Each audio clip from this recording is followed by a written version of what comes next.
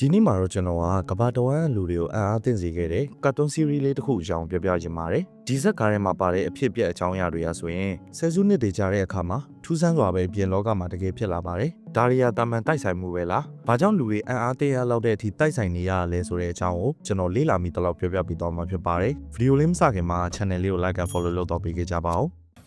Okay, let's go. The Simpsons ဆိုတဲ့ကာတွန်းစီရီကို1989ခုနှစ်မှာစတင်ထုတ်လွှင့်ခဲ့ပြီးလက်ရှိအချိန်ထိလည်းထုတ်လွှင့်နေတဲ့ series တစ်ခုဖြစ်ပါတယ်။ဒီ series ဟာကမ္ဘာပေါ်မှာအရှိဆုံး series တွေတစ်ခုဖြစ်ပြီး season အခု30နဲ့ episode စုစုပေါင်း900ကျော်ရှိပြီလို့လည်းသိရပါတယ်။သူ့ရဲ့ထူးခြားချက်တွေကိုဆက်ပြောပြပါမယ်။ပထမဆုံးအနေနဲ့ပြောပြမှာတော့ Donald Trump သမ္မတဖြစ်မဲ့ကိစ္စပဲဖြစ်ပါတယ်။2000ပြည့်နှစ်ကထုတ်လွှင့်ခဲ့တဲ့ Back to the Future ဆိုတဲ့အပိုင်းမှာအမျိုးသမီးတစ်ယောက်ကသမ္မတဖြစ်လာပြီးအရင်သမ္မတဟောင်းဖြစ်တဲ့ Trump ချန်ထားခဲ့တဲ့ budget အကျွေးတွေကိုရှင်းနေတော့ပြသခဲ့ပါတယ်။သူမဟာရုံးခန်းထဲမှာထိုင်နေသူမအကြံပေးတွေကိုငါတို့သမ္မတ Trump စီကနေ budget အကျွေးဘယ်လောက်တောင်အမွေရခဲ့တယ်လဲဆိုပြီးမေးလိုက်တဲ့အခါအကြံပေးကလည်းကျမတို့တိုင်းပြည်ဒေဝါလီခံရတော့မယ်လို့ပြန်ဖြေခဲ့ပါတယ်။အဲ့ဒီအချိန်တော့ဒါဟာရည်စရာတစ်ခုပဲလို့လူတွေကထင်ခဲ့ကြပေမဲ့2016ခုနှစ်မှာတော့ Trump ဟာတကယ်ကိုပဲသမ္မတတစ်ယောက်ဖြစ်လာခဲ့ပါတယ်။နောက်ပြီးကာတွန်းထဲမှာ Trump ကဆက်လီကားပေါ်ကနေဆင်းလာပြီးလူတွေကိုလက်ပြနေခဲ့ပါတယ်။ဒီပိုင်းထွက်ပြီး15နှစ်ဝန်းကျင်ကြာမှာတော့ Trump ဟာမဲဆွယ်စည်းရုံးနေတဲ့အချိန်ဆက်လီကားပေါ်ကနေဆင်းလာပြီးလူတွေကိုလက်ပြနေတဲ့ပုံစံဟာကာတွန်းထဲနဲ့တော်တော်လေးကိုတူနေခဲ့ပါတယ်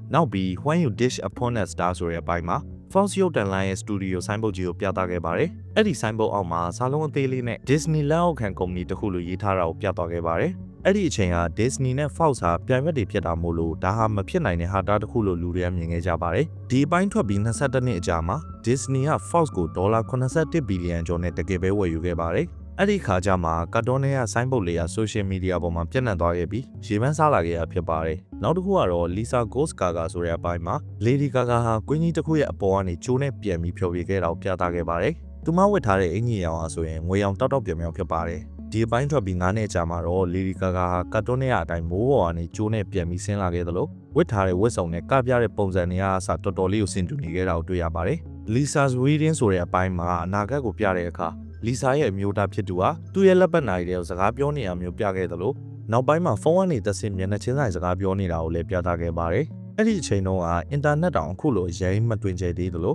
ဖုန်းတွေကလည်းခလုံးနေဖုန်းတွေလောက်ပဲရှိပါသေးတယ်။ Apple Watch တွေပေါ်လာတဲ့အခါမှာတော့နာရီကနေဖုန်းပြောတာတာမန်ကိစ္စဖြစ်သွားခဲ့ပါတယ်။နှစ်ပေါင်း20နီးပါးကြိုတင်ပြီးနီးပညာရဲ့ဖြစ်လာနိုင်တဲ့အရာတွေကိုကြိုတင်ပြောပြနေရလို့တော့ထင်ရစေပါတယ်။တခြားတိုက်ဆိုင်တဲ့အကြောင်းအရာတွေရှိနေသေးပေမဲ့ဘာကြောင့်ဒီလောက်အထိတိုက်ဆိုင်နေရလဲဆိုတဲ့အကြောင်းဆက်ပြောသွားပါမယ်။ပထမအချက်ကတော့ဖြစ်နိုင်ရေးဖြစ်ပါတယ်။ဘော်ရာတို့စဉ်းစားကြည့်ပါအပေါက်တစ်ပေါက်ထဲကိုဘောလုံးတစ်လုံးဝင်အောင်ပြစ်ဖို့ကခက်နိုင်နေဆိုပေမဲ့အပေါက်800တွေကိုဘောလုံးတစ်လုံးပြစ်လိုက်မယ်ဆိုရင်တစ်ပေါက်မဟုတ်တစ်ပေါက်တော့ဝင်သွားနိုင်ပါတယ်။ဒီလိုပဲ series ရဲ့ episode က800ကျော်ရှိတဲ့အတွက်ဒီဇလန်ထဲမှာပါတဲ့အကြောင်းအရာတစ်ခုမဟုတ်တစ်ခုကအပြင်လောကနဲ့တွားပြီးတိုက်ဆိုင်နေရဖြစ်ပါတယ်။ဒါပေမဲ့တိုက်ဆိုင်နေရကြီးတတ်တော့မဟုတ်ပါဘူး။စာရေးဆရာတွေရဲ့ပညာရေးချင်းကြောင့်လည်းအများကြီးပါပါတယ်။ဒီဇလန်ရဲ့စာရေးဆရာတွေထဲမှာတေချာပညာရှင်တွေတိတ်ပံပညာရှင်တွေနဲ့ Harvard ကျောင်းဆင်းတွေအများကြီးပါပါတယ်။သူတို့ဟာကမ္ဘာအခြေအနေကိုတေချာလေ့လာပြီးမှဇလန်ကိုရေးသားခဲ့ကြတာဖြစ်ပါတယ်။ဥပမာ Donald Trump ဟာ1990လောက်ကတည်းကလူသိများတဲ့သူတစ်ယောက်ဖြစ်ပြီး1999နဲ့2000ခုနှစ်လောက်မှာ